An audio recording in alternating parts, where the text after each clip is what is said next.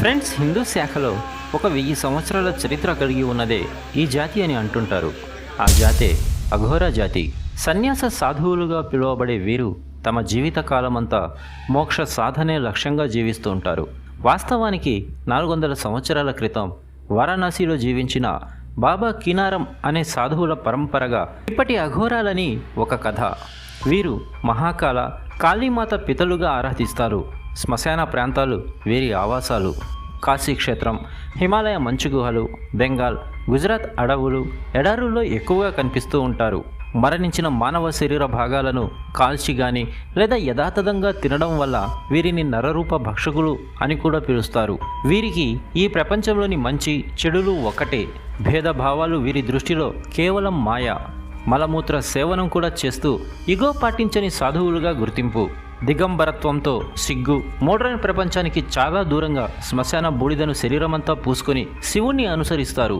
శ్మశాన బూడిద తమను రోగాల బారి నుండి కాపాడుతుందని విశ్వాసంతో జీవిస్తుంటారు. అఘోరాలు అంటే మనం సినిమాల్లోనే చూస్తుంటాం. నార్త్ ఇండియాలో ట్రావెల్ చేసిన వారు, కాశీ, ప్రయోగ వంటి తీర్థయాత్రలు చేసేవారు ప్రత్యక్షంగా చూసే అవకాశం ఉంటుంది. మన దక్షిణాదిన మాత్రం ఇటువంటి వారు కనిపించే అవకాశం లేదు. సినిమాలో చూసినప్పుడు, కథల్లో చదివినప్పుడు అలాంటి జీవితాన్ని గడిపేవారు కూడా ఉంటారా అంటే మనిషి శరీరాన్ని పీక్కొని తినే మనుషులు కూడా ఉంటారా అనిపిస్తుంది.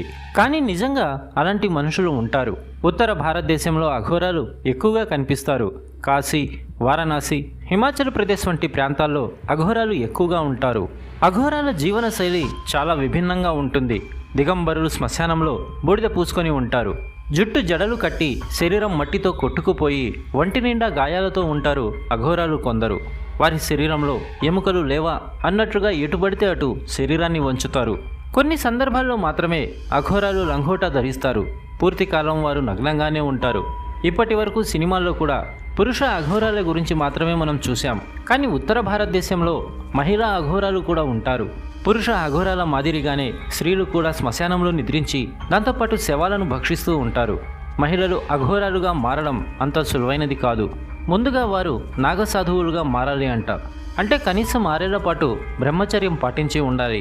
అంటే 6 ఏళ్ల పాటు కటిక బ్రహ్మచర్యం అంటే పురుష వాసన తగలకుండా శృంగారం వంటి వ్యామోహాలకు దూరంగా ఉండాలి.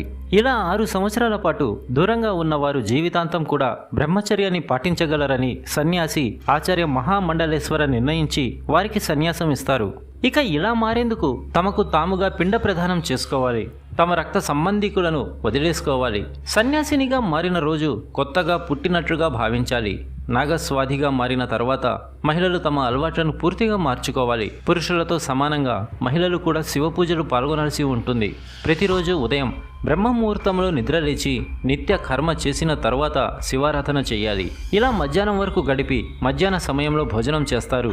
తర్వాత మళ్ళీ ఈశ్వరనామం జపం చేస్తూ భజనలు చేస్తూ దైవ పూజలు నిర్వహిస్తారు. సాయంత్రం సమయంలో దత్తాత్రేయ పూజలో అంతా పాల్గొంటారు. మహిళా నాగ సాధువులు దత్తాత్రేయ తల్లి అయిన సతీ అనసూయదేవిని ఎక్కువగా పూజిస్తారు.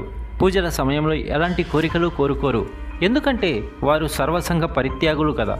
కేవలం ఈ జన్మకు మోక్షం కలిగించాలని దైవాన్ని అఘోరాలు వేడుకుంటారు. మహిళా అఘోరాలు చనిపోయిన సమయంలో వారి మృతదేహాలను కుటుంబీకులకు అప్పగించారు.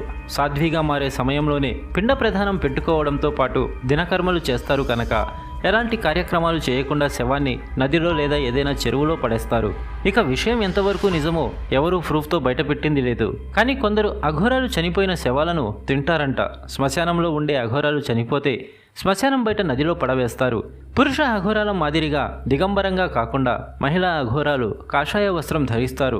స్నానం ఆచరిస్తున్న సమయంలో కూడా మహిళా అఘోరాలు వస్త్రాన్ని అలాగే ఉంచుకోవాల్సిందే. విదేశాలకు చెందిన మహిళలు కూడా నాగసాధువులుగా మారేందుకు కాశీ, వారణాసి వస్తూ ఉంటారు. ఫ్రెండ్స్, ఈ అఘోరాలపై మీ అభిప్రాయాలను మా కామెంట్ రూపంలో తెలియజేయండి. ఇలాంటి లేటెస్ట్ వీడియోల కోసం మా ఛానల్ని సబ్స్క్రైబ్ చేసుకోండి. వీడియో నచ్చితే లైక్ చేయండి, షేర్ చేయండి. Thanks for watching.